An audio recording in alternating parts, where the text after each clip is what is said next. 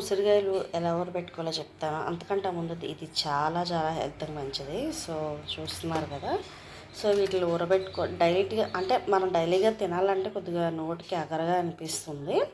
So అందుకని వీటిని ఇలాగ కొద్దిగా ఉప్పు కారం వేసేసి ఊరబెట్టుకుంటే చక్కగా ఎప్పుడైనా తినొచ్చు. అండ్ ఇలా చేసుకుని సంవత్సరం పాటు కూడా తినొచ్చు. వీటితో చాలా రకాల క్యాండీస్ అని ఇలాంటివన్నీ చేస్తూ ఉంటారు.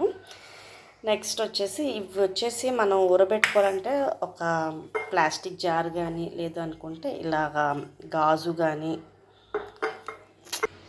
పింగాణి కుందులు కానీ అలాంటివి ఏమైనా ఉంటే అందులో చేసుకోవచ్చు. సో వీటి కోసం నేను ఏమేమి వేస్తున్నానంటే నేను ఆల్రెడీ యూజ్ చేసిన హనీ గ్లాస్ జార్ అయితే ఉందన్నమాట. సో వీటిని చూసారు కదా, నీట్గా కడిగేసుకొని చక్కగా ఇలా మధ్య మధ్యలో కట్ చేసేసుకొని ఇవి కూడా సైడ్స్ కట్ చేసుకున్నాను అనమాట. ఎందుకంటే మనం తినేటప్పుడు ఇంకా మనకి ఎటువంటి ప్రాబ్లం ఉండదు. తర్వాత ఏంటంటే అవి అలా వదిలేస్తే బ్లాక్ అయిపోతాయి. సో ఇలా సైడ్స్ ఘాట్లు పెట్టుకోవడం వల్ల ఆ రసం అనేది ఇందులో ఇంకేసి మనకి ఆ గరు టేస్ట్ అనేది పోతుంది. చాలా బాగుంటుంది అన్నమాట, తినాలనిపిస్తుంది. సో వీటిని ముందుగా వచ్చేసి గ్లాస్ జార్లో అయితే మొత్తం అన్నీ వేసేసుకోవాలి. నెక్స్ట్ నేను వచ్చేసి ఒక 3 మిర్చీస్, తర్వాత కొద్ది అల్లం కచ్చాపచ్చాగా దంచేసుకున్నాను. సో ఇవి కూడా ఇందులో యాడ్ చేసేస్తున్నాను. సో జస్ట్ ఫ్లేవరింగ్ కోసం చాలా బాగుంటుంది. మీకు కావాలంటే ఎండుమిర్చి కూడా యాడ్ చేసుకోవచ్చు. మిర్చి వేసాను కాబట్టి ఇంకా కారం అయితే వేస్తున్నాను. నాకు ఇందులోనే పసుపు ఉంది. సో అందుకని ఇంకా సెపరేట్గా పసుపు అయితే యాడ్ చేయట్లేదు.